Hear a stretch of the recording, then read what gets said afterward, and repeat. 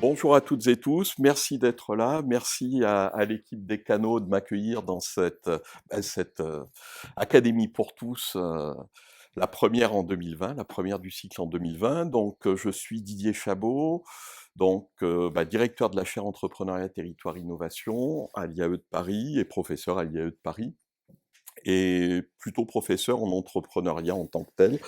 Et je vous propose aujourd'hui de discuter sur les fractures territoriales, qui est en fait un sujet qui va nous permettre je dirais, de faire le lien avec le programme de recherche qu'on a lancé sur la chaire Entrepreneuriat, Territoire, Innovation, et que je vais vous proposer d'aborder de manière connectée avec la façon dont aujourd'hui on a tendance à voir de plus en plus l'importance des métropoles.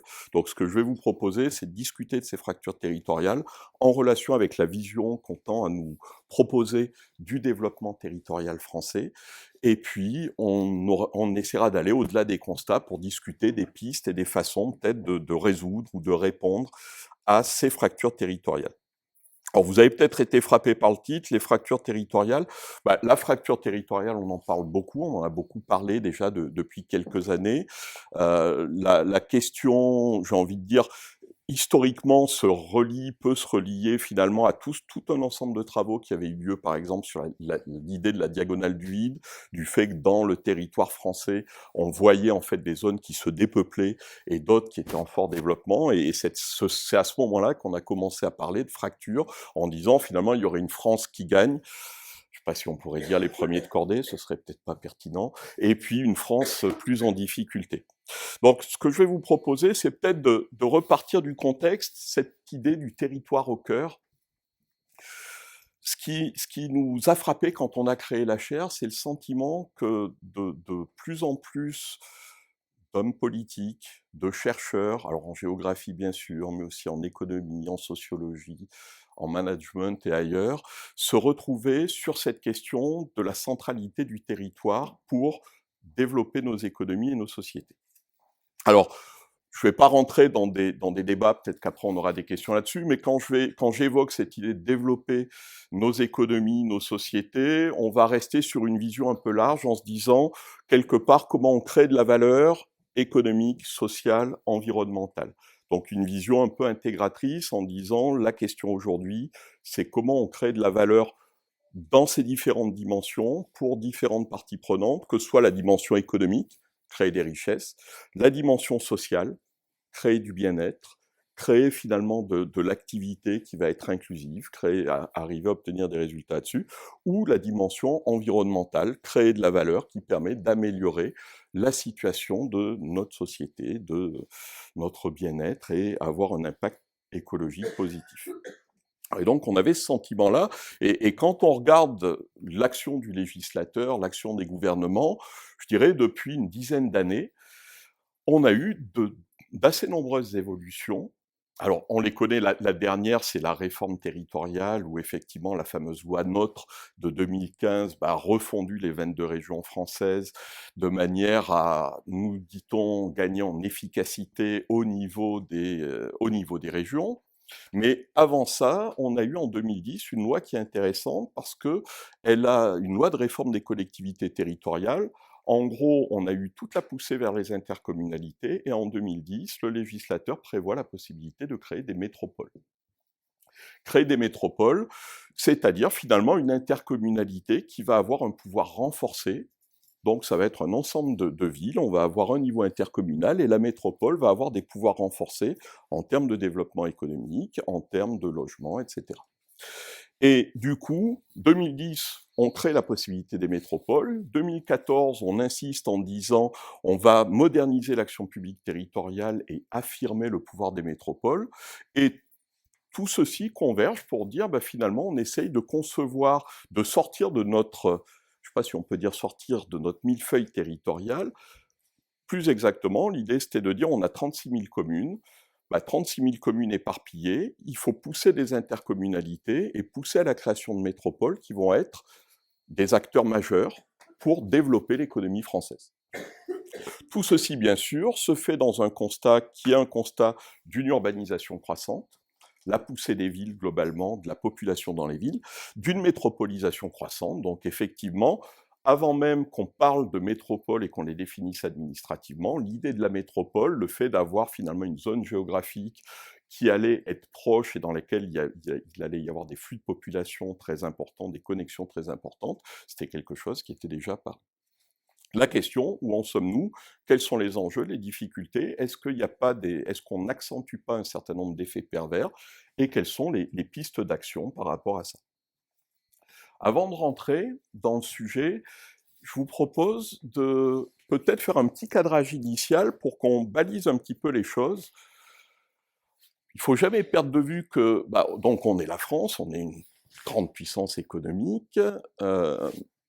Si on raisonne au niveau des régions et si on raisonne dans le cadre européen, alors là, effectivement, ma carte n'est plus vraiment d'actualité parce qu'il y a une partie qui évidemment est sortie entre-temps.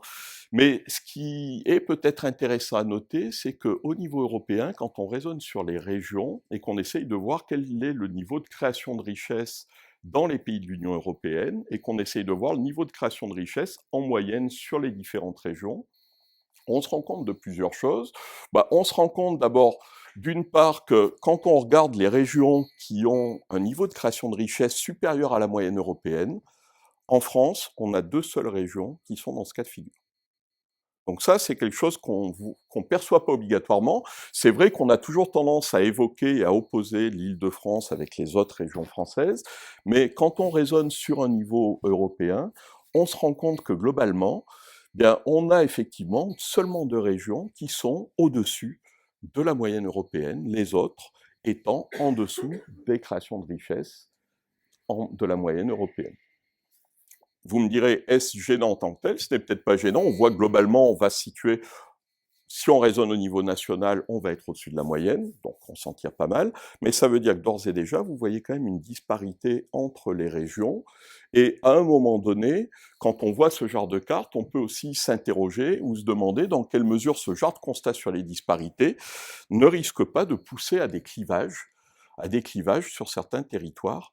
Je vous renvoie juste, quand vous prenez cette carte à la lumière des discussions de Barcelone en tant que telles et de l'intérêt pour certains territoires, pour certaines régions de gagner en autonomie, là vous pouvez avoir des choses qui alimentent les débats, parce qu'il y a déjà 30 ans, Barcelone par exemple était une région, la région de Barcelone était au-dessus très nettement des richesses créées en Espagne, et clairement, évidemment, quand vous vous mettez à raisonner, à pousser sur l'intérêt et l'accent des régions, vous pouvez avoir tendance à observer des personnes ou des mouvements qui peuvent dire: «Mais attendez, est-ce qu'il est normal que ma région subventionne les autres régions, qu'il y ait des flux de richesse?» Donc, c'est en tout cas le constat, voilà, de certaines parties de la population. Si on raisonne sur la population française, OK, la messe est dite, la population française, on est une population urbaine et donc on vit majoritairement, très, très majoritairement dans les villes. Et effectivement, la tendance à la croissance est encore présente. Dans plus de 77% des cas, on est dans des zones urbaines. Aujourd'hui, plus de 80%, en se rappelant que dans le monde, depuis 2008, la majorité des gens vivent dans des villes en tant que telles.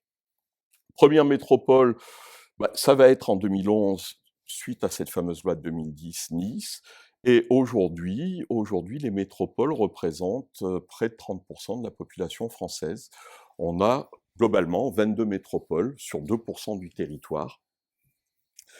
Certains vous diraient, de manière un peu provocatrice, que la France est devenue championne du monde des métropoles et qu'on a globalement plus de métropoles par habitant que les autres pays au monde, le législateur ayant poussé à développer les métropoles. Peut-être juste pour clarifier les choses, une métropole, on va avoir différents types de critères. Le critère qu'on va retenir de manière centrale, c'est de dire une zone urbaine de plus de 400 000 personnes.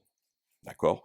Donc zone urbaine de plus de 400 000 personnes, sans rupture, et du coup, en termes, le législateur aujourd'hui en reconnaît 22, ce qui fait qu'on a eu tendance à en faire un petit peu l'alpha et l'oméga.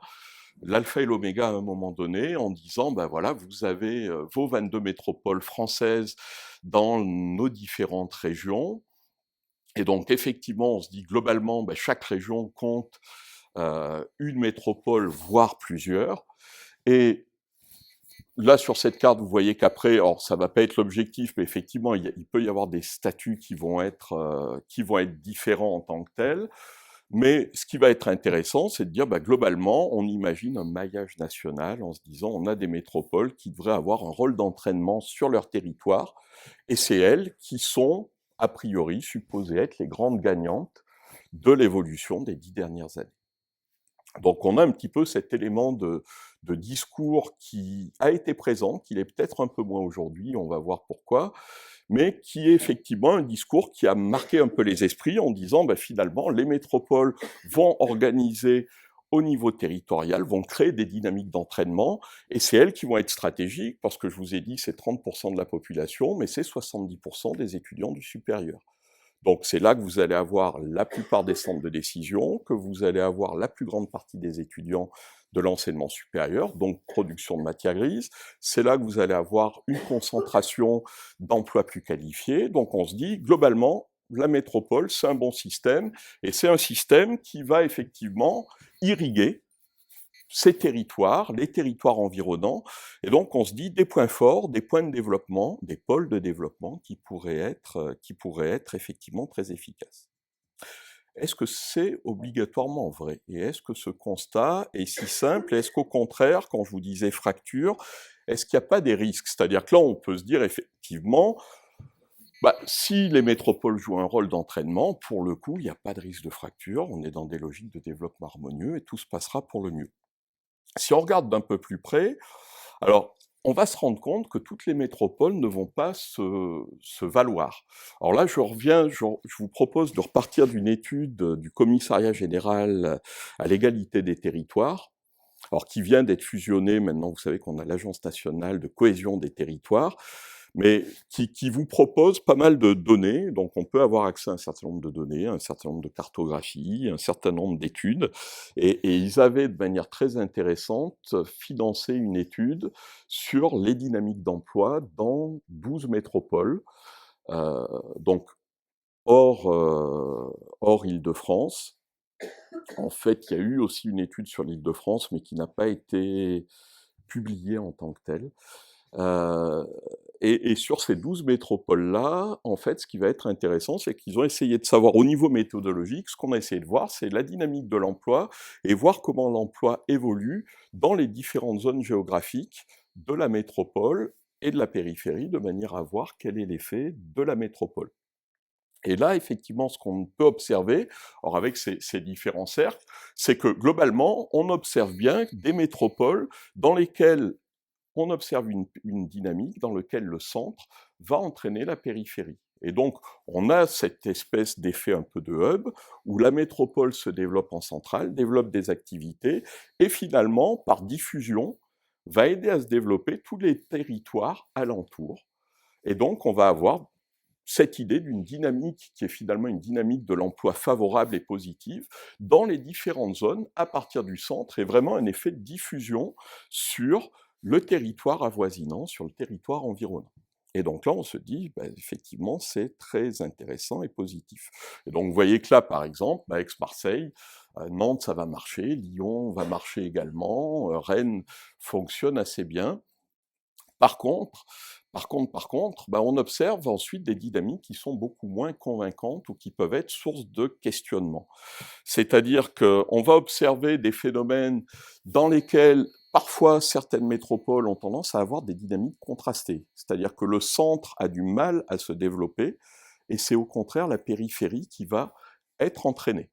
Alors, est-ce gênant? Quand on prend le cas de Grenoble, on va avoir tendance à dire c'est peut-être pas gênant parce que Grenoble en tant que telle est une ville dans une cuvette et vous développez tout un ensemble de territoires autour, et finalement le développement de la zone de Grenoble va se faire plutôt à la périphérie, va plutôt se faire à l'extérieur. Dans le cas de Strasbourg, on va s'interroger un petit peu plus en disant attendez, globalement, là on a probablement une vraie dynamique à recréer, avec probablement des inégalités entre les quartiers, entre les zones de Strasbourg, qui font que là, il peut y avoir un questionnement un petit peu plus important. Si on prend Toulouse ou Montpellier, voire Lille, là, ce qui a été observé, c'est le fait que globalement, la métropole reste très autocentrée. Et là, vous avez tendance à développer une métropole, mais cette métropole n'entraîne pas des développements dans les zones avoisinantes. Et là, on a vraiment un phénomène qui, pour le coup, dans le cas de Toulouse, c'est intéressant, parce que sur Toulouse, clairement, on a une création d'emplois, on a un développement de population, on a un développement qui est effectivement très fort, alors rythmé bien sûr, et en partie lié, grande partie lié probablement avec l'industrie aéronautique, mais en même temps, ce qui va être source de discussion et d'interrogation, c'est que à côté de Toulouse, vous n'avez pas dans le territoire des villes avoisinantes qui en bénéficient, et hors de la métropole, vous n'avez pas d'effet d'entraînement positif. Et donc là, pour le coup, la dynamique est beaucoup moins, enfin, est en tout cas source d'interrogation. Les deux derniers cas, Rouen et Nice. Alors Rouen va être intéressant parce que là, pour le coup, en fait, on a été incapable de montrer un impact positif de la métropole. C'est-à-dire que là, pour le coup, clairement, c'est une métropole. Vous avez bien une zone de population, d'activité qui est relativement conséquente, mais vous vous rendez compte que cette métropole-là n'a pas d'impact positif sur l'emploi. On ne parvient pas à créer des dynamiques de développement local, régional. Et là, pour le coup, effectivement, ça devient beaucoup plus source d'interrogation parce que vous vous rendez compte que cette métropole dont on a eu tendance à nous vanter les mérites, cette métropole finalement, et cette métropolisation, elle est loin de donner lieu à une dynamique homogène. Et donc ça va être vraiment c'est vraiment le constat. Ce qui veut dire que d'ores et déjà, du coup, on se rend compte que dans l'équilibre des territoires, la métropole n'assure pas le succès des villes moyennes, n'assure pas le succès des villes aux alentours, voire la métropole elle-même peut avoir une dynamique négative, pas de dynamique du tout, et de ce point de vue, risque de ne pas conduire à ce développement territorial qu'on espère fortement. Donc là, vous avez un premier ensemble de questionnements. Deuxième élément, c'est que j'ai raisonné sur les métropoles, mais on pourrait ensuite avoir des raisonnements qui vont se construire au niveau des départements et au niveau des différentes zones géographiques au sein des départements. Et là, quand on essaye d'appréhender un peu plus finement les choses, qu'est-ce qu'on observe? Alors, en gros, cette carte-là, elle reflète deux choses. Elle a été construite à partir d'une double évolution, de l'analyse d'une double évolution par rapport à la moyenne, qui est le fait de dire, globalement, est-ce qu'on est dans une logique de développement démographique? Donc, est-ce qu'on est sur une population qui s'accroît? Et deuxièmement, est-ce qu'on est sur une logique de développement, de création d'emplois?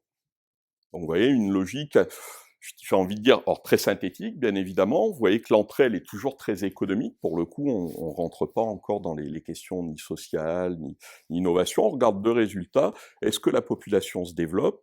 Et est-ce que on crée de l'emploi localement? Et là, quand on va raisonner sur les zones géographiques, alors là, ça a été évidemment rendu homogène par département. On pourrait avoir ensuite des cartes qui vont être au niveau le plus fin, ce qu'on va appeler des analyses au niveau des iris, au niveau des îlots de, en gros, de 2000 habitants ou quelques milliers d'habitants. Mais ce qu'on va observer effectivement, vous voyez que j'avais commencé en disant cette fameuse diagonale du vide, effectivement, on va la retrouver là, c'est-à-dire que on va distinguer dans les territoires. Vous voyez, globalement, quand on est dans le rouge, c'est du dynamique. Et puis, quand on va vers les couleurs, j'allais dire ternes ou sombres, on va vers la déprise. Alors, la déprise, à l'origine, c'est la déprise, c'est un terme qui renvoie au monde agricole où on met des terres en jachère. Donc déjà, l'image est sympathique. La situation de déprise sont des territoires dans lesquels vous avez une baisse de population et une baisse d'emploi. Situation de recul de l'emploi, les zones D, les zones grises, là vous avez une population qui continue à augmenter, mais par contre un emploi qui diminue. Et puis ensuite, vous avez donc le A, donc tout se développe, B, dynamisme démographique, donc là on observe une croissance démographique, mais qui n'est pas accompagnée de croissance d'emploi, ou effectivement une croissance dynamique de résidentialisation, là vous avez un développement vous allez avoir un développement de population avec un développement d'emploi local.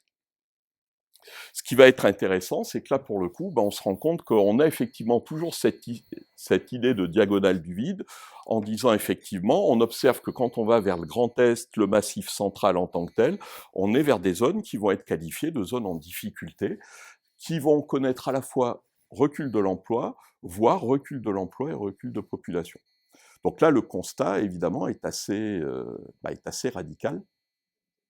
Elle date de 2019 et c'est sur des données de 2000, de mémoire, il faudrait regarder ces notes de l'INSEE 2019 et de mémoire, je crois que ce sont des données sur la période de 2010-2015.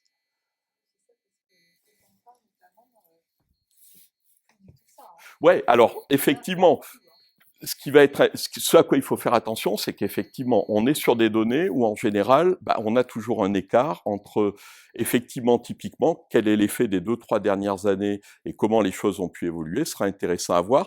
Ce qui est souvent intéressant là-dedans, c'est que vous cadrez par rapport à la moyenne. C'est-à-dire que là aussi, pensez une chose, c'est que même quand on regarde l'évolution de la population, l'évolution de l'emploi, on va essayer de voir est-ce qu'on fait mieux ou moins bien que la moyenne en tant que telle. Ouais, on va toujours essayer de se comparer. Là, ce qui va être effectivement intéressant, c'est que, globalement, on va observer effectivement toujours notre diagonale du vide, donc des territoires dont on va dire qu'ils sont en difficulté, qui sont fragiles, et puis on va voir apparaître quelque chose qui a été très largement documenté, décrit, qui est de dire, finalement, les zones globalement les plus positives ou qui connaissent une dynamique de développement plutôt favorable, très souvent on va parler de l'héliocentrisme en disant regardez quand vous êtes proche de l'océan, de la mer, vous allez avoir une tendance à observer un développement, plus effectivement l'arc de la vallée du Rhône et puis globalement la région parisienne, l'Île-de-France, qui va connaître une dynamique positive. Ouais.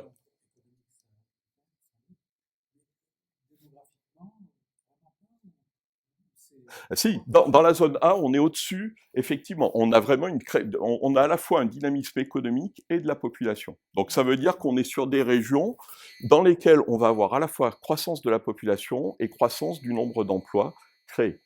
Alors pensez une chose, je raisonne croissance du nombre d'emplois. Je ne vous ai pas parlé de taux de chômage. Pour prendre un exemple, vous prenez Montpellier, vous prenez l'Hérault. L'Hérault est intéressant parce qu'il y a un fort mouvement de création d'emplois, un fort accroissement de population, et on a un taux de chômage qui est toujours très élevé. D'accord? Mais vous voyez, malgré tout, on a quand même une dynamisme d'activité locale parce on a un trend très fort de création d'emplois sur globalement à peu près toutes les périodes depuis 15-20 ans. D'accord? Vous aurez effectivement la Corse qui serait intéressante. Alors, on raisonne sur des stats qui sont des stats annuelles. D'accord? Donc là aussi, il y a des effets de saisonnalité, il peut y avoir un certain nombre de choses, mais malgré tout, on est quand même sur une logique de croissance. Et effectivement, il demeure qu'on peut avoir des taux de chômage qui peuvent être élevés, mais ce qui nous intéresse ici, c'est de dire, regardez, le territoire crée de l'emploi ou pas, et il se développe en termes de population. Donc, gardez présent à l'esprit, c'est-à-dire qu'on met l'accent sur une chose, on dit c'est une zone dynamique. Après, ça a beau être une zone dynamique, ça peut être une zone dans laquelle il y a un taux de chômage élevé, parce que effectivement, globalement, vous prenez une ville comme Montpellier, si on regardait Montpellier, je crois que Montpellier, on estime qu'on a entre 6 et 9 000 personnes tous les ans qui arrivent, et globalement, on considère que la moitié des gens qui arrivent sont chômeurs.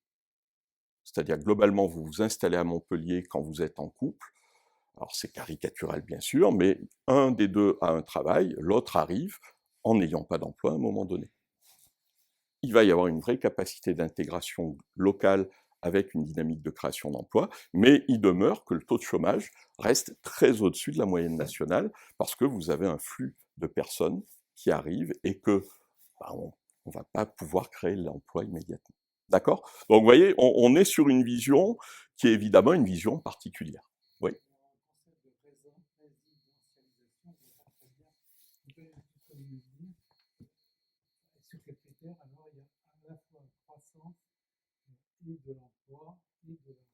Ben, alors sur résidentialisation, en fait, on va être sur des logiques dans lesquelles on va se développer localement, on va observer une croissance de la population par rapport à des gens qui vont travailler localement.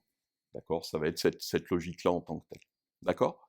Donc vous voyez cette vision, mais là pour le coup, c'est vrai que quand on a cette entrée-là, on va se dire, bah, globalement, alors vous voyez que si on prend la carte de nos métropoles, qu'on superpose, on se dit, bah, effectivement, on se doute et on observe que les métropoles qui sont dynamiques correspondent bien ou sont en phase avec des régions qui globalement sont effectivement dynamiques, même si, rappelez-vous, il peut y avoir des effets de biais parce que effectivement, Toulouse, bah, la métropole de Toulouse va tirer la croissance du département en tant que tel. Donc on va avoir ce phénomène-là qui va être présent, mais ce qu'on va observer quand même, c'est qu'on a bien une partie de nos territoires qui sont en difficulté et en difficulté croissante.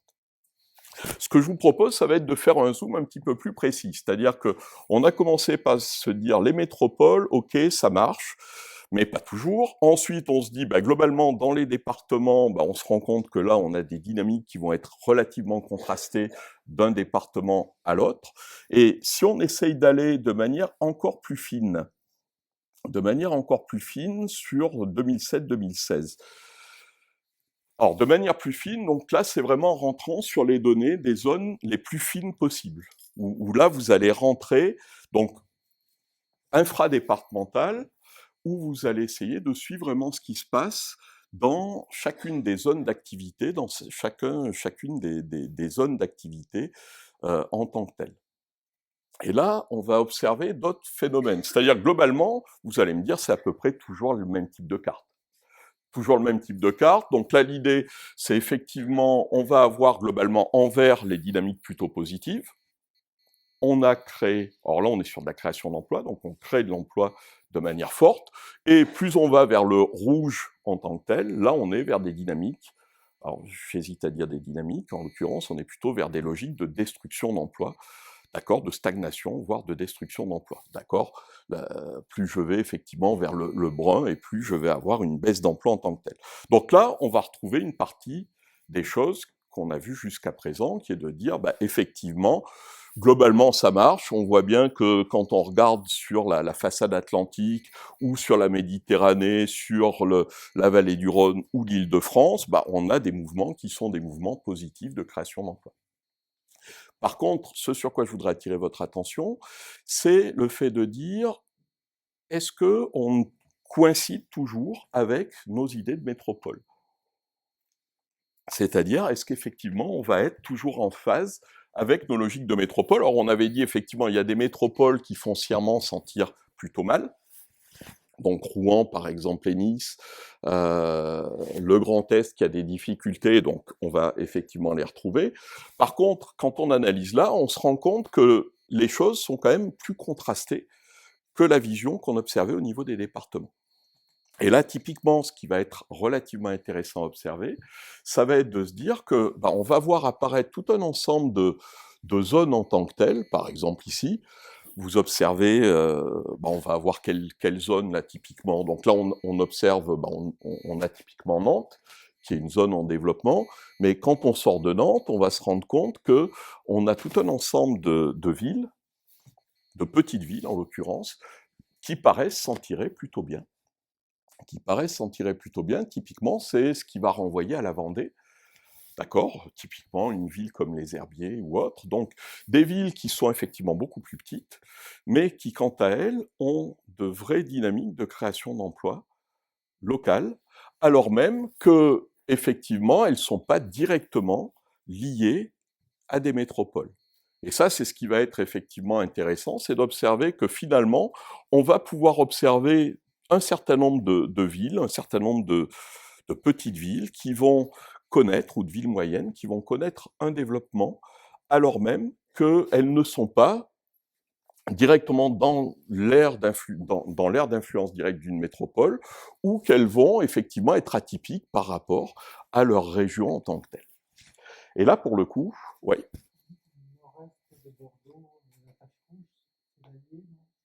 Alors, bonne question, je ne saurais pas vous dire qui ça va être, parce que on va, oui, parce que là, on va, c'est une bonne question, je sais.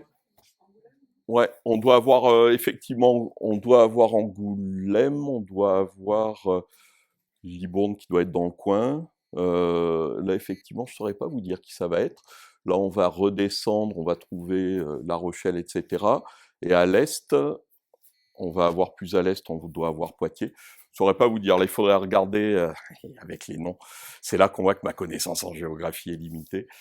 Mais voyez, effectivement, ce qui va être intéressant, c'est d'observer ces disparités-là. Et là, pour le coup, on va avoir quelque chose d'intéressant. Ça veut dire que, finalement, par rapport à une vision qui était un petit peu homogénéisatrice, dans laquelle on disait, finalement, la métropole, c'est l'outil qui est super, qui va aider à faire du développement, à construire du développement et à irriguer toutes les zones. Vous voyez que, dans un premier temps, la métropole est apparue comme devant. Finalement, elle est intéressante sous bénéfice d'inventaire, et il faut vraiment comprendre comment on construit une dynamique métropolitaine. Et ensuite, on se rend compte également qu'il ne faut peut-être pas complètement oublier des territoires qui sont hors métropole, parce que des territoires qui sont hors métropole peuvent, j'ai envie de vous dire, de manière statistique, on vous dira, ce sont des territoires qui vont être plutôt en difficulté, statistiquement parlant, mais on va avoir des disparités très fortes d'un territoire, d'une ville à l'autre. Et là, ce serait évidemment un élément à creuser, un élément à approfondir, en se disant, finalement, qu'est-ce qui va expliquer que les herbiers, qu'est-ce qui va expliquer que Soliès, qu'est-ce qui va expliquer que telle ou telle ville connaît un développement positif, alors qu'une ville qui semble équivalente, type Vendôme, elle ne parvient pas à se développer, bien au contraire, connaît une dynamique négative. Et donc là, on se dit, il va falloir affiner le diagnostic. D'accord. Donc là, on a effectivement, on complète cette image, et là, vous voyez que pour le coup, l'idée de, on peut plus vraiment parler de fracture ou d'opposition entre la métropole et le reste. Au sein même des métropoles, on a des différences, et puis entre les territoires, on va là aussi devoir creuser les choses de manière à essayer de comprendre ce qui se passe et ce qui fait qu'on arrive ou pas à créer une dynamique de développement autonome dans notre territoire. Donc voilà sur ce côté-là. Même chose qu'on pourrait regarder, là je vous ai proposé de voir un petit peu un raisonnement qui est sur des mesures en termes d'innovation et de capacité d'innovation. Quelle est la capacité d'innovation des différents territoires? Alors là, effectivement, avec, en gros, lorsqu'on va vers des couleurs sombres, on va vers, alors c'est pas très net, je me rends compte avec cette définition-là, mais en gros, l'idée, c'est effectivement où est-ce qu'on va innover en tant que tel sur le territoire. Alors avec toujours la question comment on va mesurer l'innovation de produits, de technologies ou d'organisation, mais globalement, comment on va essayer de travailler là-dessus. Là, ce qui va être important, c'est de remarquer en fait une chose, c'est que là aussi, on va retrouver un petit peu le même type de géographie, avec des territoires qui vont concentrer un certain nombre de capacités d'innovation, et d'autres qui vont effectivement sembler relativement absents. Mais là aussi, avec toujours un effet qui est notre diagonale du vide qui est toujours présent, mais des situations quand même contrastées selon les territoires. Oui. Là, on a mesuré en fait, oui, ce qu'on a mesuré, c'est sur le territoire des EPCI. C'est-à-dire qu'en fait, la capacité d'innovation, en gros, ça a été fait pour contraster, donc sur la base des différents EPCI, donc des établissements publics intercommunaux, de manière à mesurer effectivement quelle est sur leur territoire la capacité d'innovation de leur tissu économique. D'accord? Ça a été mesuré comme ça. C'est pour ça qu'effectivement, c'est pas en tant que tel l'EPCI en tant qu'entité d'organisation, c'est le territoire, effectivement. C'est la capacité d'innovation sur le territoire des EPCI. D'accord? Et donc là, typiquement, c'était des indicateurs par rapport au taux d'innovation, donc sur les produits en tant que tels. C'était des indicateurs ensuite sur les effectifs de R&D qui étaient présents. Vous voyez, donc alors ça pose évidemment des questions, hein, c'est-à-dire que typiquement, on va biaiser dans ce genre de représentation par le fait que des effectifs de gens affectés sur des métiers de recherche, sur des choses comme ça, vont effectivement grossir, vont biaiser en quelque sorte l'analyse. De même, effectivement, on sait que la mesure de la capacité d'innovation des entreprises, elle aussi, est difficile à apprendre. D'accord? Donc on va avoir tout ce côté-là qui est biaisé, mais qui est intéressant quand même parce qu'il nous permet là aussi de prendre conscience qu'on a des grosses différences selon nos territoires en tant que tels. Vous voyez que jusqu'à présent, je suis resté très, très économique en tant que tel, en disant, bah voilà, comment on raisonne, qu'est-ce qui se passe et quelles sont les inégalités entre nos territoires d'un point de vue économique. Là, ce que je vous proposerai, c'est de prendre quelques minutes pour discuter d'autre chose qui est, si on essaye de rentrer sur le côté un petit peu plus social.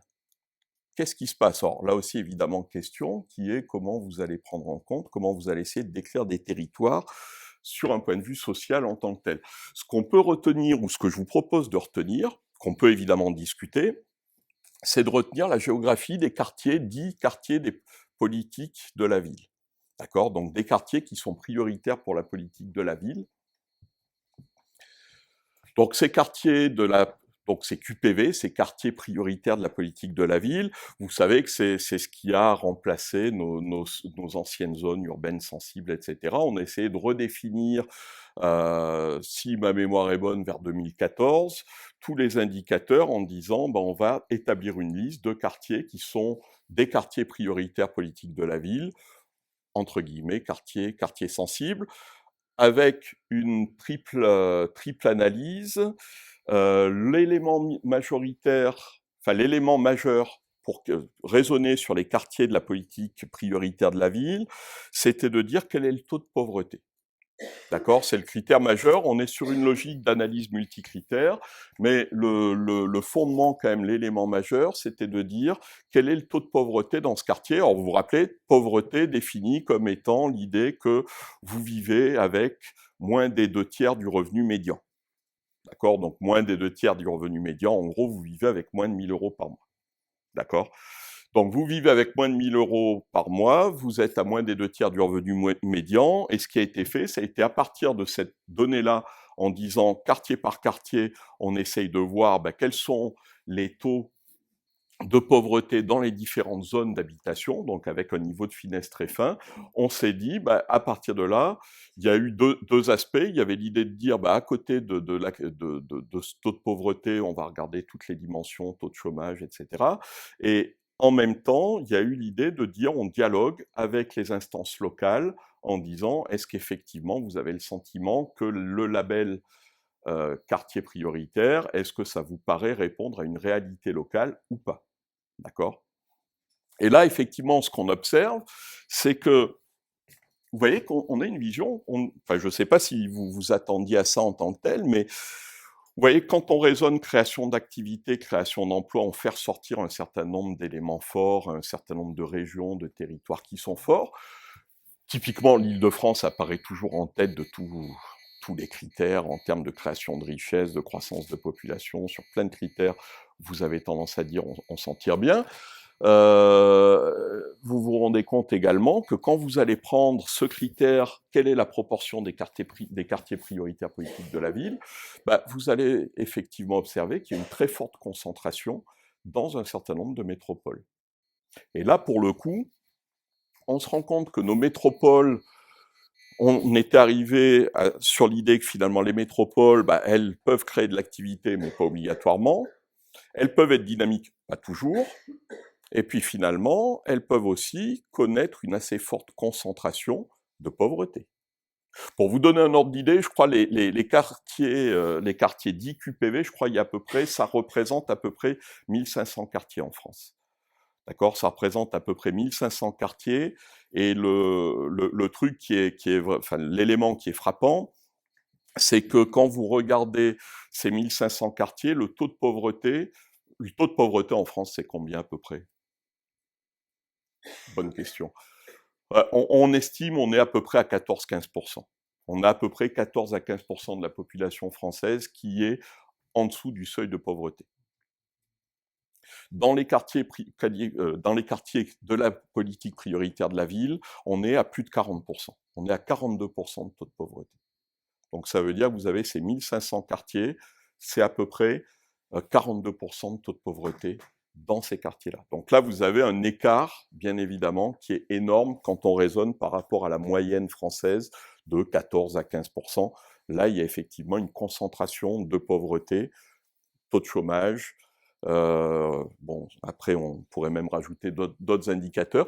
Mais là, vous vous rendez compte d'une chose, qui est que finalement, dans nos métropoles elles-mêmes, on va avoir l'image de la métropole sur un plan économique peut être effectivement éminemment positive sous réserve d'inventaire, mais vous vous rendez compte que dans la métropole elle-même, la question des fractures peut elle-même se poser avec une très grande acuité, parce que dans les métropoles, vous allez avoir simultanément un niveau de richesse moyen qui est nettement supérieur à la moyenne française, mais vous allez avoir aussi des taux de pauvreté qui vont être importants et une proportion de quartiers prioritaires de la ville qui va être également très conséquente. Donc là, on va là aussi avoir un élément important à étudier, qui est que il va falloir effectivement comprendre la dynamique de développement des territoires, de développement entre guillemets économique des territoires, mais en même temps, on ne peut pas faire l'économie de s'interroger sur la dynamique d'inclusion des territoires, parce que sinon on risque d'avoir quelques menues difficultés, d'accord, en utilisant un euphémisme délicat. D'accord? Parce que là, effectivement, on prend conscience que, il y a effectivement des quartiers prioritaires partout en France, mais la plupart des métropoles connaissent une concentration conséquente de quartiers prioritaires.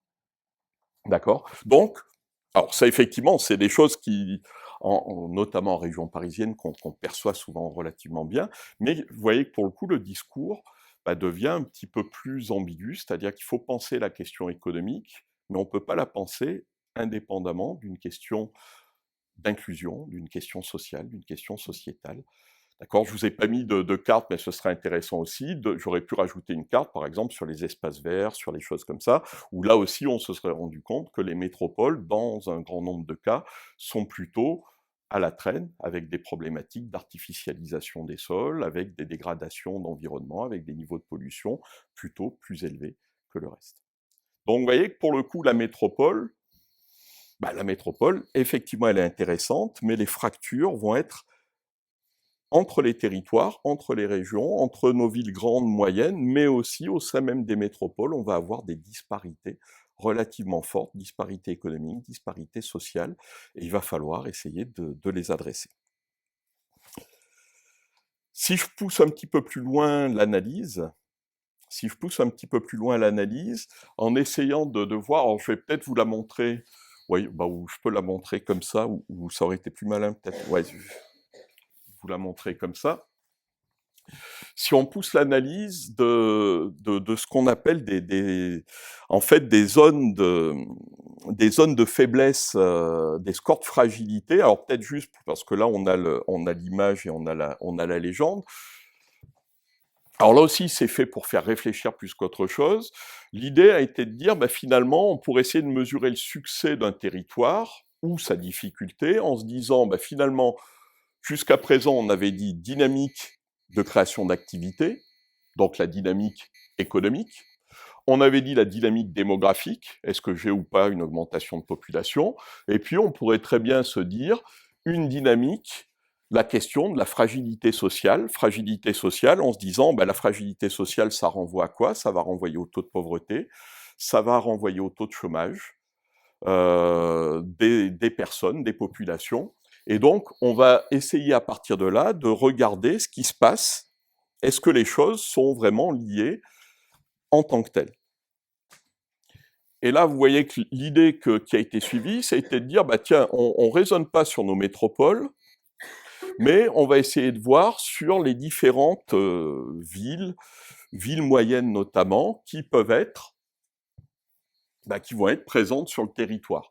Alors, le travail a été fait là, pareil, c'est un travail qui a été fait alors sur de mémoire, sur des données de 2010 à 2016, et qui a été publié l'an passé. D'accord? Donc là aussi, la question du délai en tant que tel de publication. Mais ce qui va être intéressant, c'est que là, du coup, on a à la fois ceux qui sont effectivement entièrement dans des logiques de dynamique, et puis on va voir apparaître un certain nombre de villes pour lesquelles vous allez avoir une fragilité qui peut être importante, Et pour le coup, les villes qui sont complètement, qui sont les plus foncées, elles connaissent à la fois une baisse de population, une baisse d'emploi et puis une pauvreté très conséquente. Et donc là, on va se retrouver à avoir effectivement des situations qui vont être très contrastées entre nos villes moyennes. En gros, l'idée, c'est de dire, vous avez à peu près 80 sur 200 villes moyennes, vous en avez à peu près 90 qui sont plutôt positives en tant que telles, qui sont plutôt positives, c'est-à-dire qui connaissent une dynamique démographique, une dynamique économique, qui peuvent connaître ensuite des difficultés, des problématiques de pauvreté ou de chômage, mais qui sont entre guillemets contrebalancées par les deux indicateurs. Donc là, c'est celles qui sont vert clair. En gros, vous avez 2 indicateurs sur 3 qui sont, on va dire, positifs. Est-ce qu'il y a une pondération avec, par exemple, des quartiers prioritaires? Parce que on peut pas. Alors, ça a été des raisonnements, pour le coup, c'est des raisonnements en moyenne sur les populations des agglos. Donc, ça veut dire que si vous voulez, on n'a pas pondéré. Donc, c'est pour ça que je vous ai montré les deux, parce qu'il faut garder, en fait, je dirais, l'intérêt de ça, c'est de prendre conscience que on peut avoir quand même des situations dans lesquelles il y a des villes globalement où les taux de pauvreté vont être plus faibles, où on a créé plus d'emplois, où on a une dynamique de population. Et donc, par exemple, autour d'Annecy, ça va être frappant, et où on va avoir effectivement une dynamique qui est effectivement positive sur tous les indicateurs. Par contre, vous voyez que quand vous allez vers Vienne, quand vous allez vers Valence, quand vous allez vers Romans, là, pour le coup, vous avez quelque chose qui n'est que partiellement positif, et vous avez, là, pour le coup, souvent des problématiques de pauvreté qui vont être présentes, d'inégalités sociales qui vont être présentes. Et quand vous allez vers des villes comme Alès, ou a fortiori Limoges ou Châteauroux, là, pour le coup, vous avez tous les indicateurs qui virent au rouge. D'accord ? Donc là, vous voyez que là aussi, ça permet de réfléchir de manière, j'ai envie de dire de manière générique, c'est-à-dire que ce qui est intéressant ensuite, ce serait effectivement de creuser et de dire, maintenant, on va plus loin, on prend par exemple Châteauroux, ou on prend par exemple Chaumont ou Saint-Omer, et on va essayer de voir concrètement, localement, qu'est-ce qui se passe. D'accord ? Mais vous voyez malgré tout que ce qui va être intéressant, c'est de prendre conscience que, on se rend compte qu'il y a effectivement des sortes de clusters où il va y avoir des dynamiques régionales qui peuvent être positives, mais même quand vous avez une dynamique régionale positive, vous pouvez très bien avoir des villes ou des zones qui vont être en difficulté en tant que telles. Et donc, Là, quand on voit Strasbourg, par exemple, depuis le début, tout à fait. ça change constamment de là, en fait. Là, pour le coup, effectivement, vous voyez qu'autour de Strasbourg, on va avoir Agno qui s'en tire bien.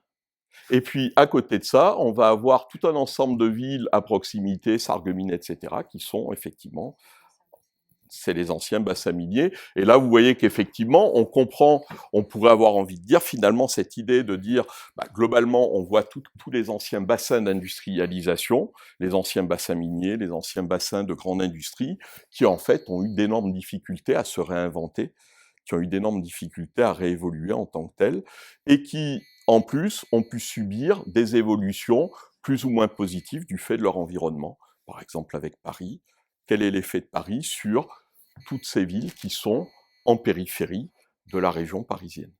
On va avoir des dynamiques qui sont pas obligatoirement positives. Ouais. Il y a deux surprises dans cette carte pour moi. Ouais. C'est la question d'Avignon. D'Avignon à Perpignan, parce que Languedoc, c'est une marque de cercle de pauvreté, Tout à fait. qui est permanente, je veux dire. Et puis la deuxième surprise, c'est autour de Lille. Ouais. Quand même, effectivement, un gros bassin de difficulté. Et là, il y a quand même quelques points forts. Il y a des points forts. Alors, n'oubliez pas, hein, on est sur des raisonnements en moyenne sur des sur sur des mix d'indicateurs, ce qui veut dire qu'effectivement, sur l'arc ici autour de Perpignan, ce qu'on voit, c'est que, effectivement, il y a quand même une croissance de la population qui peut être présente, il y a de la pauvreté qui est présente, mais en fait, on peut créer de l'emploi, on peut créer on peut avoir un surcroît de population, mais effectivement, on peut avoir un taux de pauvreté qui demeure important. D'accord ? On est sur des dynamiques qui sont contrastées en tant que telles. D'accord ? Simplement, ici, c'est pour ça que je vous disais à manipuler avec précaution, ceux qui sont vraiment sombres, tous les indicateurs sont dans le même sens, donc j'ai envie de dire, on voit assez clairement les choses.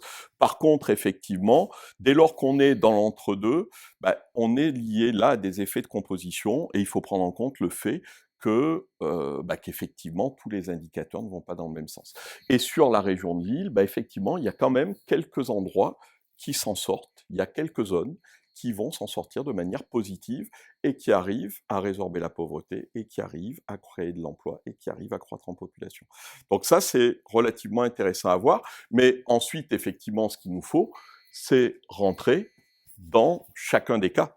C'est-à-dire que vous voyez qu'après, la difficulté qu'on aura, c'est de se dire, bah ok, qu'est-ce qui se passe et comment on va au-delà de ça. D'accord ? Donc voilà, peut-être un point sur lequel je voulais aussi attirer votre attention. Alors, le tableau est pas lisible, mais pas grave. L'important, c'est juste, vous pointez une chose sur laquelle après je vous montrerai une carte qui peut peut-être donner un petit peu plus de sens. Mais là, c'est un raisonnement qui a été fait sur les métropoles pour essayer de voir cette fois-ci la question de la population. Et la question de la dynamique de population, en se disant, donc on a une dynamique ok, donc là on a les chiffres de population, etc. Ici, ce qui est intéressant, sur la variation de population, vous montrez quelque chose qui est le fait de dire, quand on dit les métropoles gagnent en population, pour un certain nombre d'entre elles, c'est attirer votre attention sur le fait que le gain de population peut être lié à deux facteurs. D'un côté, le solde naturel, naissance moins décès, d'accord, donc classique, et de l'autre côté, le solde migratoire, nouveaux habitants versus ceux qui déménagent. Ok. Et là, effectivement, ce qu'on va voir en tant que tel, on va se rendre compte d'une chose, qui est que il y a effectivement par exemple, quand vous prenez Montpellier qui est la métropole qui sur 2011-2016 par exemple va avoir une croissance de population qui est la plus élevée. En fait, sur Montpellier, ce qu'on observe, c'est qu'il y a à la fois un effet du solde naturel et un solde migratoire qui est effectivement très conséquent, ce qu'on disait, les fameuses personnes qui viennent s'installer dans le sud en tant que tel ou qui viennent s'installer à Bordeaux. Donc on a ce phénomène-là qui est présent. À côté de ça, quand on raisonne sur nos métropoles, vous voyez que là aussi, on a quand même des situations qui demeurent malgré tout contrastées, même si globalement, ce qu'on observe sur la période de 2011-2016, la croissance de la population française, elle est à 0,5. Elle est à 0,5. Ça veut dire que ceux qui sont au-dessus de 0,5 ont gagné par rapport à la moyenne française. Ceux qui sont en dessous de 0,5 ont plutôt connu une érosion. Donc vous voyez que là aussi, on retrouve un constat dans lequel toutes les métropoles ne sont pas égales entre elles. Ça, c'est la première remarque. Deuxième remarque qui va être intéressante ou qui est importante à noter, c'est que vous avez un effet qui peut être un effet lié au solde naturel, mais vous avez ensuite des dynamiques de déménagement ou d'installation qui vont être très importantes, des dynamiques migratoires qui peuvent être particulièrement importantes. Alors le cas le plus connu, celui sur lequel on va souvent insister, c'est la métropole du Grand Paris. Métropole du Grand Paris, où là, effectivement, on a une croissance de la population, une croissance naturelle de la population qui est forte, population jeune, plutôt plus d'enfants, croissance de population.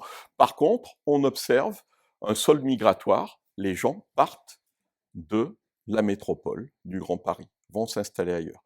Donc on a effectivement ce phénomène qui va être présent et qu'on va retrouver dans un certain nombre d'autres métropoles, inversement des métropoles comme Lyon, comme Montpellier, qui vont attirer effectivement un ensemble d'habitants nouveaux.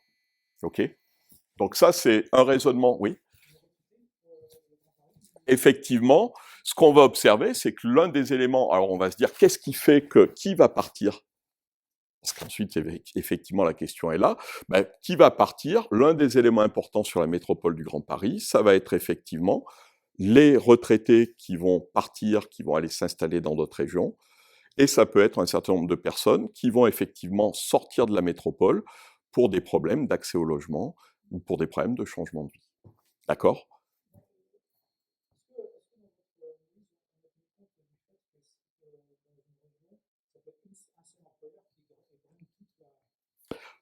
La création d'emplois. Alors, De ce fait, il peut y avoir extrêmement positif a priori. Ouais. Mais après, si cet employeur ferme, déménage, je ne sais pas pourquoi, donc en fin de compte, on ne voit pas la fragilité du tissu industriel local. Mmh. ou régional, mais en fin de compte, Ça va être une. Alors c'est une question, hein. C'est une question, sachant que là on raisonne au niveau de métropole, donc qui en règle générale, on peut discuter de Toulouse en disant effectivement Toulouse va être liée à une très grosse industrie qui fait vivre un ensemble de sous-traitants. Donc on voit effectivement il y aurait une analyse de fragilité à faire et qu'il peut y avoir des effets pervers en tant que tels. Mais c'est vrai que là, l'analyse en tant que telle, si tu veux, elle prend pas ça en compte. Mais c'est vrai qu'effectivement ensuite on peut faire une analyse de la capacité du tissu productif à résister, sa concentration, ou au contraire, le fait qu'elle soit pas dépendante d'un employeur particulier. c'est comme le Mmh. chômage, ça peut être frictionnel. C'est-à-dire si, y a un couple qui vient, Mmh. le premier va semblablement à un emploi, parce que rarement on part, sinon c'est extrêmement dangereux de partir sans emploi et tout ça. Mmh. Je sais pas. Mais le deuxième, on va dire que ça peut être frictionnel dans le sens où c'est le temps que la personne va retrouver un emploi. Ça veut dire que dans le Mmh. emploi, on crée de l'emploi, mais en même temps un taux de chômage élevé. Est-ce qu'on a défini, on a séparé entre structurel et frictionnel? Alors, ce que je te disais tout à l'heure sur Montpellier, c'est-à-dire que l'exemple est frappant ici, c'est-à-dire qu'on a une vraie capacité de création d'emplois, mais on a effectivement une partie de chômage qu'on peut qualifier de frictionnel, du fait que des gens, les nouveaux arrivants, souvent, une partie des nouveaux arrivants sont au chômage. Donc effectivement, c'est quelque chose qu'on peut mesurer, et c'est quelque chose qui effectivement, dans l'analyse migratoire, peut être intéressante à prendre en compte. Tu vois? Ouais. Ça rejoint un peu il y a aussi l'expatriation régionale. C'est Ouais. très peu traité. Mais ça veut Mmh. dire que c'est un conjoint qui est envoyé régionalement pour faire Ouais. son emploi, pour développer une nouvelle activité, reprendre une filiale qu'on a rachetée, des choses comme ça. Mmh. Mais le conjoint, la conjointe va faire une croix sur sa carrière pour 2, 3 ans. Est-ce que c'est Ouais. pris en compte? Alors là, tu vois, on est sur un raisonnement de flux de population, hein. Oui, je sais que c'est Donc du coup, effectivement, après, on n'est pas sur la même logique d'analyse. C'est-à-dire que là, on raisonne sur un autre niveau. À, à mon avis, ce qui serait intéressant, c'est effectivement de voir, quand on analyse finement un territoire, qu'on essaye de voir qui arrive, et effectivement, quels sont ceux qui arrivent en ayant un emploi, quels sont ceux qui arrivent parce qu'ils accompagnent, et du coup, un élément intéressant qui serait à prendre en compte et qui influencerait, c'est que souvent on va observer que c'est dans les métropoles que sont les centres de décision. Tu vois, donc c'est là que tu vas retrouver effectivement ces choses-là. Mais par contre, vous voyez que là aussi, on se retrouve avec d'assez fortes disparités. Et là, je vous le montre sur les métropoles, mais là où je voulais vous le montrer, c'est sur ce côté-là, qui est là pour le coup une analyse qui est différente. C'est-à-dire que la zone métropole, donc là, on se focalisait sur nos métropoles pour, je dirais, enrichir l'analyse qu'on peut avoir des métropoles. Alors désolé, c'est pas beau, difficile à voir, mais qu'est-ce que c'est? Alors en fait, vous avez tous les départements sur la période 2007-2014, tous les départements en essayant de voir. Donc c'est la même chose que tout à l'heure, accroissement du solde naturel. Donc comment évolue le solde naturel de population, naissance moins décès. Okay. Deuxième chose, c'est l'émigration. L'émigration d'un territoire, or ici d'un département à l'autre, en tant que tel, on sort de la focale métropole, on est d'un département à l'autre. Okay.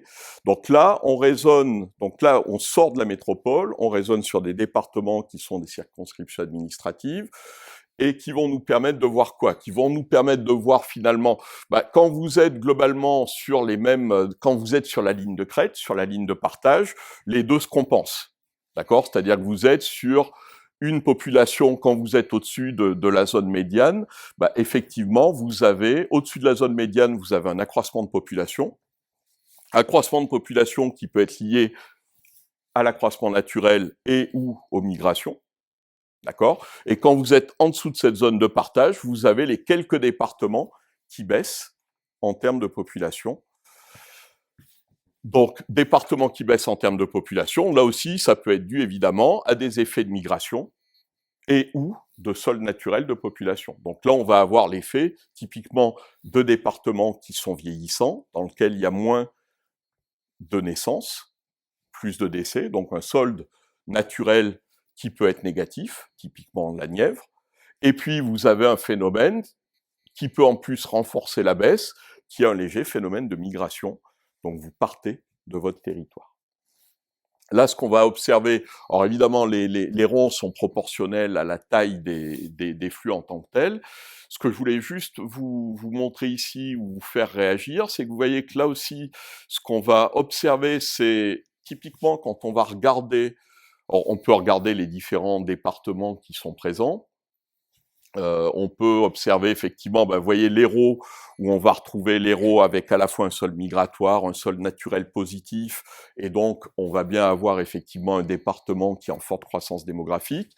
Par contre, quand vous regardez de ce côté-là, il y a quelque chose qui n'est pas inintéressant, c'est quand vous regardez, là vous allez avoir très largement les départements de région parisienne, avec des flux qui sont effectivement plutôt des départements dans lesquels on a un accroissement naturel de la population, donc une croissance de la population en termes d'accroissement naturel, mais une tendance à partir du département, donc une tendance à avoir des sols migratoires négatifs. D'accord ? Certaines personnes diraient, par exemple, je pense typiquement, ça c'est un travail qui avait été fait avec Michel Godet, qui disait à un moment donné, qui avait été Michel Godet, qui est quelqu'un d'un peu provocateur, qui avait dit finalement, il faudrait peut-être poser la question de la Seine-Saint-Denis, dans lequel vous avez effectivement une vraie croissance de population, mais les gens partent. Et donc, à un moment donné, il faut peut-être réfléchir à comment on peut améliorer la qualité de vie dans le département et comment on peut améliorer les choses et agir pour que les choses se passent bien dans les départements. Oui. Vous avez parlé de migration de département. Tout à fait. Quand vous parlez de métropole, c'est à l'intérieur de la métropole, ça peut être à l'intérieur de la métropole. Tout à fait. Exactement. Vous voyez c'est pour ça que je vous ai dit, attention, on n'est pas sur la même échelle. La carte d'avant, je vous proposais de raisonner métropole. Donc, on raisonne sur la circonscription de la métropole en tant que telle. Là, on raisonne sur la circonscription administrative département. Donc là, on va avoir Paris, et puis on va avoir les départements à côté de Paris, les Yvelines, etc. Et donc, vous voyez qu'on n'est pas... Quand on avait la métropole du Grand Paris, à la limite pour poursuivre l'explication, quand dans la carte précédente je vous montrais la métropole du Grand Paris, dans la métropole du Grand Paris, effectivement, vous débordez du département de Paris et vous prenez en compte plusieurs départements. Et donc ce qu'on observait, c'est une croissance de population et puis des gens qui partaient de la métropole. Et là, on va le retrouver de manière vue différemment, et avec un périmètre là aussi différent, attention, on ne couvre pas tout, mais on va retrouver ce phénomène de, effectivement, croissance de population versus des migrations qui peuvent être très fortes selon les endroits. D'accord ? Donc là, vous voyez que typiquement, on est dans ces... Alors je me rends compte, désolé, je me rends compte que le temps passe. Donc on a effectivement des constats où vous voyez que finalement nos territoires économiquement, démographiquement, socialement, innovation, etc., on a quand même des tensions, on a des inégalités, on va avoir des disparités qui vont être effectivement très importantes à adresser. D'accord ? Donc, à la limite, alors ça, je vais passer. À la limite, on va rentrer là, et puis je vais peut-être pas dérouler tout le PowerPoint, je reviendrai peut-être que sur certains éléments. Mais effectivement, on va se dire, effectivement, à partir de là, quelles sont les dynamiques d'action, qu'est-ce qu'on peut faire et qu'est-ce qu'on a intérêt à penser à partir de là. Vaste programme, comme dirait un certain général. Donc, vaste programme, parce qu'effectivement, on comprend bien que comprendre la question du développement économique de nos territoires, c'est une question qui est stratégique. Question qui est stratégique et, me semble-t-il, suite à tout ce qu'on a vu, qu'on ne peut pas uniquement penser à partir d'un point de vue métropolitain. C'est-à-dire que de manière claire, on peut avoir la question de la métropole, elle est fondamentale, elle est importante, mais on voit bien qu'il va falloir à la fois penser l'intramétropolitain et puis penser la diversité des territoires. Donc, il va falloir vraiment s'interroger sur comment on va pouvoir penser ces dynamiques-là. Le deuxième niveau sur lequel j'avais envie d'ouvrir, c'est effectivement penser du coup la ville et penser la capacité d'action. Et là, je fais un clin d'œil à mon collègue Carlos Moreno ou à Denise Pumin qui ont fait des masterclass l'an passé là-dessus et qui effectivement vont vous dire, à un moment donné, il faut vraiment se poser la question de comment on peut arriver à dynamiser la ville en tant que telle, l'aire urbaine, pour arriver à avoir un résultat positif. Alors, ce que je vous propose, parce que en théorie, je sais pas ce qu'on va me dire, mais je pense que j'ai pris un petit peu trop de temps sur le constat. Peut-être juste pour cadrer les choses, allez, on va cadrer les choses rapidement sur les dynamiques économiques des territoires. J'ai envie de faire une référence aux travaux de Davzi, qui a essayé d'éclairer un petit peu ces dynamiques territoriales. Alors Davzi, il propose les choses, il dit regardez, en fait, on peut analyser les choses. En fait, il commence en soulignant un phénomène qui est le fait de dire on peut raisonner en termes de richesse créée, PIB par habitant, la valeur ajoutée créée. Deuxième niveau, il dit attention, vous pouvez créer de la richesse, créer de la valeur ajoutée, mais ce qui va être intéressant, c'est pas seulement la valeur ajoutée, les richesses que vous créez, c'est comment vous les distribuez. Et donc, qui vont être les destinataires des revenus. Et ce qu'il va souligner dans son analyse, c'est de dire pendant très longtemps, globalement, on avait des évolutions similaires. On créait la richesse et on répartissait les revenus au même endroit. Et ce qu'il lui identifie comme étant une des grandes mutations qui apparaît après la Seconde Guerre mondiale et qui se renforce très fortement à partir des années 80, ce qu'il va considérer, c'est qu'on assiste de plus en plus à une distorsion entre les lieux où on crée les richesses, et donc où on va créer du PIB, et puis les lieux où on va en fait utiliser nos revenus et comment on va distribuer les revenus. Alors, plusieurs explications à ça. En gros, rapidement, il va nous dire il y a des revenus de transfert qui se développent, et donc il y a toute une logique d'aide sociale qui se développe, d'emploi public qui se développe, qui fait que, effectivement, on va créer du revenu dans un certain nombre d'endroits, et puis l'argument des migrations en disant on va avoir des flux de population, des gens qui travaillent à un endroit et qui vivent à un autre endroit. Que ce soit de manière dans votre activité professionnelle, vous habitez Orléans, vous habitez Angers, vous travaillez à Paris,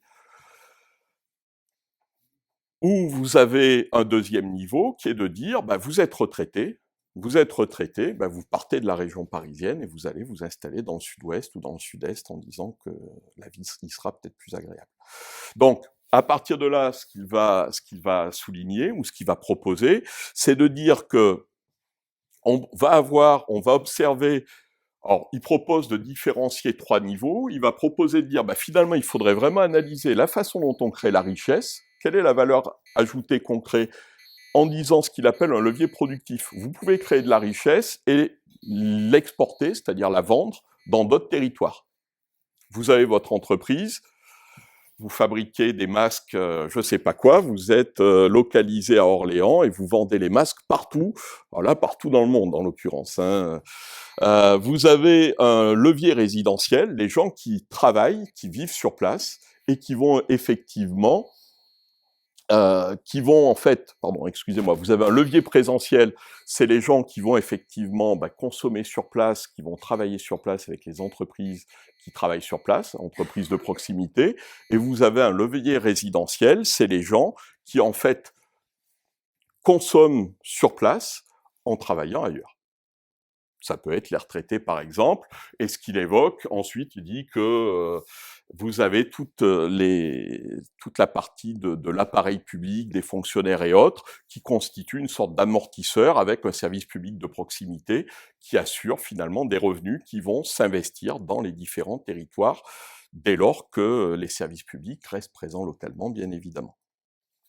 Son idée à partir de là, ça va être de dire, effectivement, toute la difficulté qu'on va avoir, c'est de voir comment on va essayer.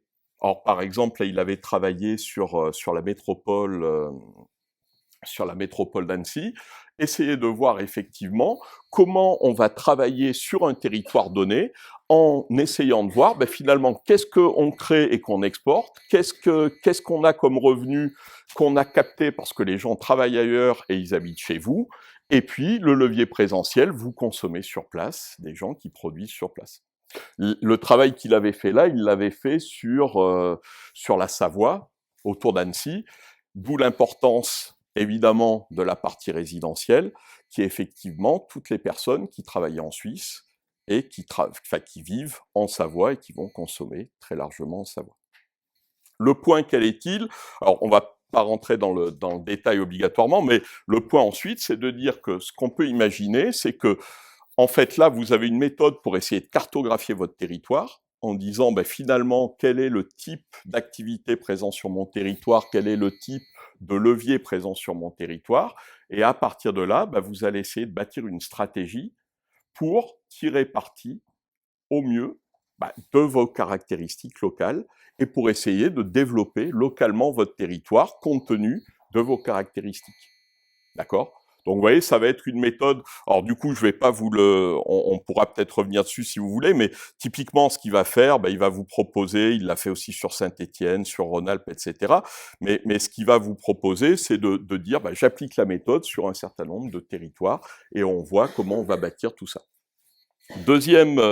Deuxième idée ou deuxième piste qu'on peut essayer d'avoir, ça peut être le fait de dire dans quelle mesure on peut aussi essayer de jouer sur la façon dont on va penser la ville, dont on va essayer de travailler pour avoir une ville qui soit attractive et qui pourrait effectivement être attractive et qui pourrait satisfaire les différents types de populations.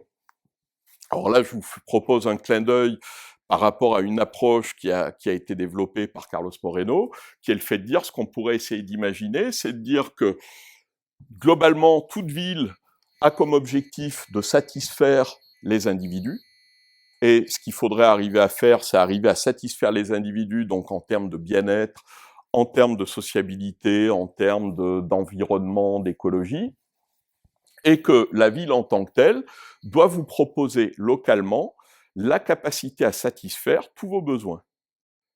Avec une hypothèse qui est le fait de dire que pour être en mesure de développer la ville, il va falloir être capable de satisfaire ces 6 fonctions de la ville, qui serait le fait de dire qu'on va proposer aux citoyens, aux individus, la capacité d'habiter, de travailler, de s'approvisionner, d'être en forme, d'apprendre, de s'épanouir. Donc, vous voyez, une analyse, on va dire, multicritère, en disant à partir de là, il faudrait essayer de promouvoir des territoires qui seraient équilibrés, qui permettraient aux gens de satisfaire tous leurs besoins à proximité.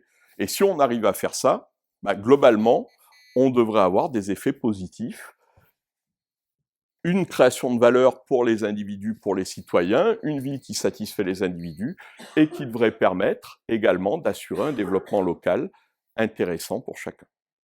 Vous voyez que là, c'est une deuxième piste qui peut être intéressante en disant l'intérêt étant de dire sur quel levier d'action pour essayer de jouer, pour essayer de satisfaire les gens et du coup de les attirer. Ouais.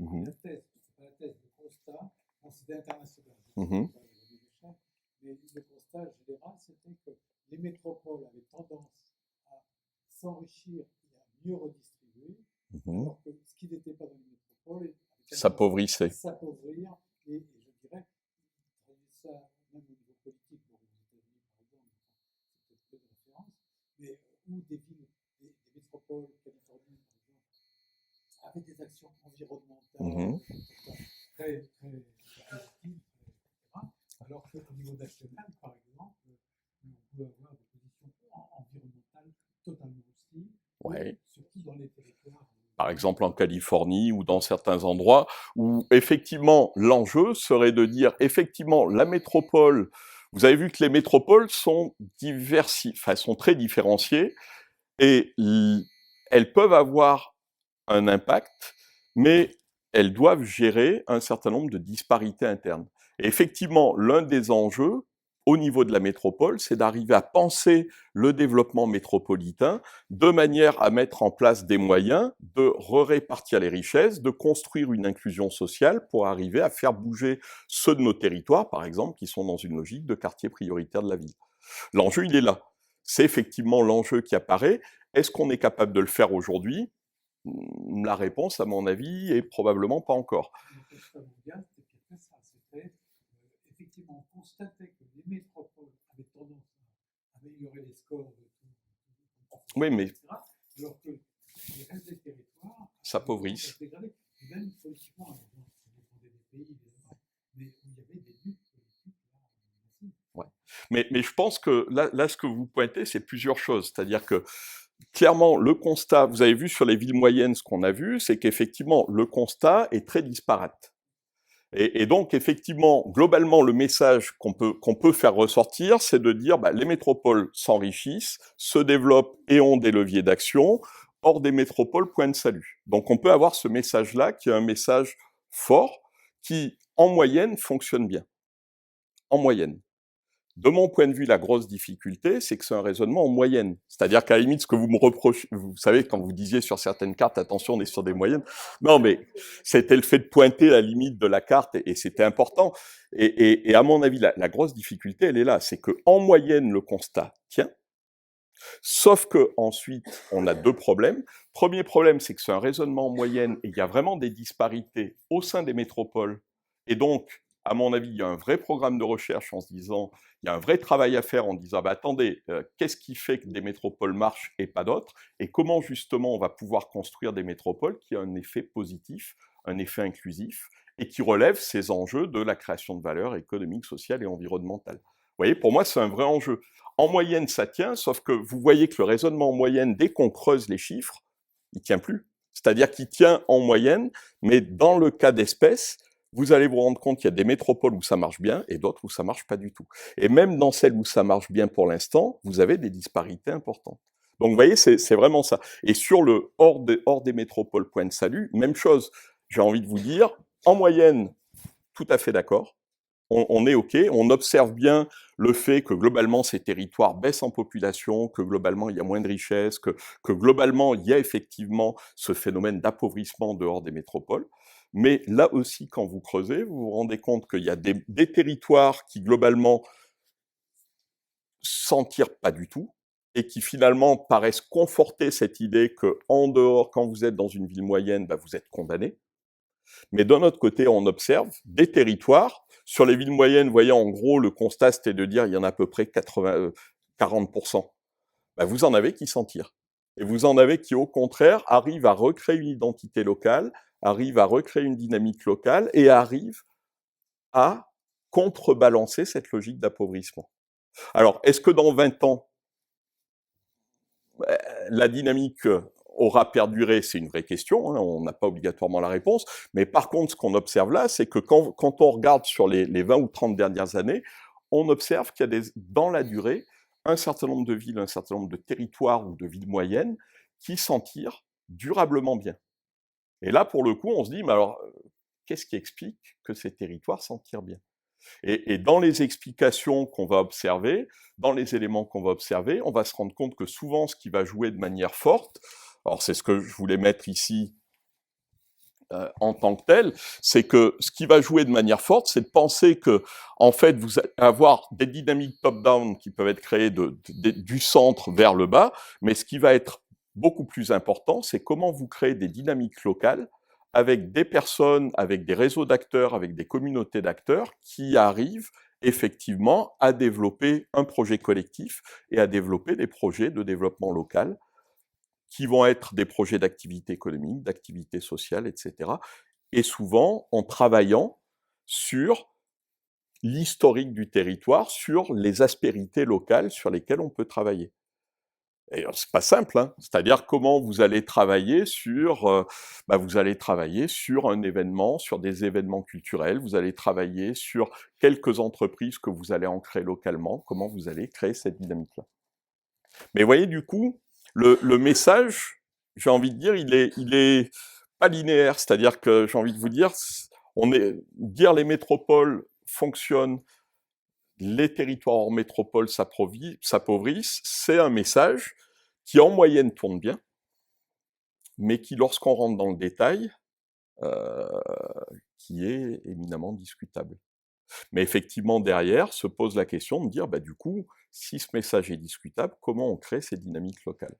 Et là, à mon avis, c'est là que se situe l'enjeu aujourd'hui, c'est-à-dire que sur les métropoles, il y a un vrai enjeu de gouvernance de métropole, de construire des capacités d'action pour arriver à faire en sorte que les métropoles relèvent nos défis de transition énergétique, environnementale, etc., et relèvent les défis d'inclusion. Je pense que c'est un des gros chantiers, hein, un élément majeur. Sur la base des territoires hors métropole, on va avoir là aussi un enjeu important qui est comment on arrive, sur quel levier d'action on peut s'appuyer. Et je pense que c'est vraiment ça l'élément. Voilà. Des questions. Merci en tout cas. Et je vous laisse la parole pour des questions.